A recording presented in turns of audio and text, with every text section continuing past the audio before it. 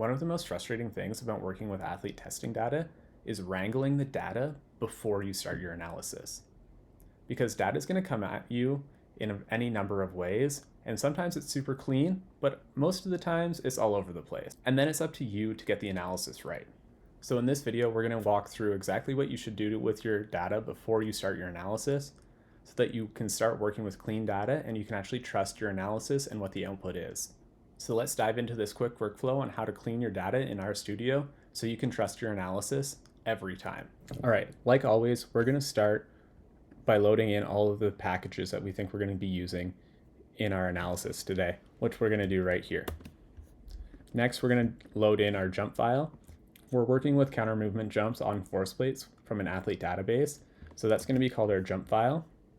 And in this case, it's the one that we know is not clean. The first thing that we need to do is we need to look at it and see what we're working with. So I always use the head function to call up this top of the jump file. And then it looks something like this. So you can see the top 6 rows. That just gives us an idea of what we're working with.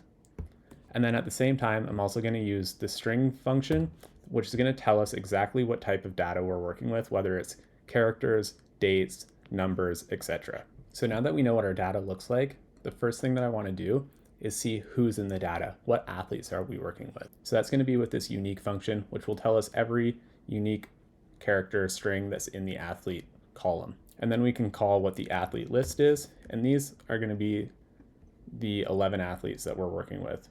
And it's also going to be listed up here so we can always reference back to it. Particularly when I know I'm going to be creating some ggplots later on, I like to turn the date into a factor because it allows things to be lined up nicer, and I just like working with it that way. It makes things a little bit easier in ggplot. So I'm going to do that now. And generally when I'm doing that, I also then just use the string function again, just to make sure that it worked. So now we can see that the date is at a factor level. And in this case, we've used 50 different dates for collecting data. Open up our jump file and we look at it, we can see that some of our variables have underscores between the words, some have nothing, some have periods. It's kind of all over the place. That makes it really hard to know what variable you're calling when you're writing your code. So using the janitor package and the clean names function, we can change all of that in our jump file so that things are consistent. Now when I go back and look at it, everything is separated by these underscores. So that means that whenever I'm trying to call a variable in my code, I know exactly what the name is going to be. It's always going to be underscores in between words. And that makes things a lot easier when I'm trying to remember what things are. Next up, I want to get an understanding of what the data is that I'm looking at and how it's spread, and to make sure everything makes sense. So in this case, I'm concerned about jump height. That's going to be my key variable that I'm looking at. So I'm just going to create a super quick ggplot of what the jump height is for these athletes to make sure everything makes sense. So that's going to be here, and it's going to be a geometric point graph. Then I'm going to call it, and we're going to zoom in on it and see what it looks like. So now that we have our figure made and zoomed in on, we can see that there's this crazy outlier up here for our Stevens athlete. And I don't know about you, but most people I know don't jump over 150 centimeters. So something happened on this data point that doesn't make sense. So in this case, given what I'm trying to do with looking at jump height, we're just going to remove that data point. So this is how we're going to do that. We're just going to do a second check of what that is. So we're going to look at the max of our jump height, and we see down here that it's 182 centimeters. We know that's wrong. We can also look at our jump file, and we can sort by highest to lowest, and we can see what this is. So it's 182 centimeter jump height. That's not right. We look across the data table. It doesn't have any eccentric impulse.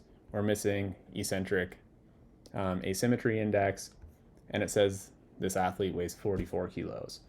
That's not correct. We're going to remove that data point. What we're going to do is we're going to create another data frame. We're going to call this one the clean jump data. And we're going to take our previous jump file, and we're going to filter out anything that is over an 80 centimeter jump, which is this line. And we're also going to make sure we don't include anything that is a 0 centimeter jump, because that obviously isn't a real jump either. So once we do that, you can see our original jump file had 93 observations, 93 jumps. Now we're down to 92. So it just gets rid of that one. One of the things that we might want to do with this data is look at what season the jump took place in so we can track things over time. So what we're going to do is mutate, which is create another column or number of columns, where it breaks down the date column, which is this one right here, into the year, the month, and the date. And then what we're going to do is create our column with some parameters on it. Because this is a winter sport, our season goes from May until the end of April of the next year. So in this case, if a jump took place in June, it's actually for the season that comes up the next year. So that is what this line is doing. And when we run that, we can see that we actually end up with a season figure here, which tells us if it was in the 2025 or the 2026 season, which can be super valuable down the line. And that's just an example of one of the things that you can do to add columns into your data or maneuver data so it's a little bit easier to work with down the line. And again, we can see that here. We can see that we added in the year, month, and the season. And then sometimes you want to filter your data. Again, we did that earlier with the jump height, but maybe you want to do it by the injured athletes or the athletes returning to a team or your seniors or something like that. So in this case, I'm going to create a character string of the returning athletes. In this case, we're going to say that 4 of the athletes are returning for next year. We're going to clean up our data frame using the filter function and this in surrounded by the percentage points. And what that's really doing is it's saying, okay, for the athlete column in our clean jump data, we're only looking at the athletes that are part of this returning athletes crew or group. So it's really like a membership test that we're running here. So in this case, when I run this, we'll see that now the number of data points that we have is down to only 23. Now that we have our actual clean data set that we want to use moving forward, we can create that same plot again of jump height, but it makes a whole lot more sense within the confines of what we're trying to work with. And although this is the super basic version of a ggplot, we can get an idea of, okay, these are the athletes that we're working with and these are their jump heights. So we can then use that down the line without all of the distraction or the noise that came with the original data set that we had got. So in wrapping this up, what we've done is we've taken our jump file, we've brought it in, taken a look at what the data is, getting an understanding of what the data file actually contains, who's in there, what the data looks like. We've ensured that the dates are set up so that they're easy to work with in our ggplots, which we're going to use down the line to present the data to coaches or back to the athletes. We've made sure that the data actually fits what we should be seeing. So we filtered out the jump height that we knew was completely wrong. We've added a new column or variable into our data set so we can track the season that the jump took place, which is an added layer of the analysis that we could do down the line.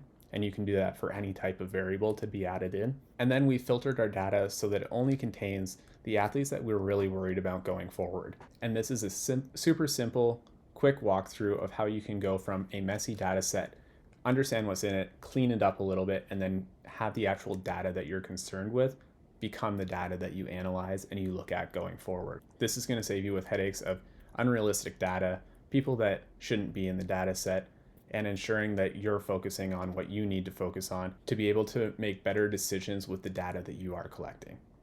Thanks for watching.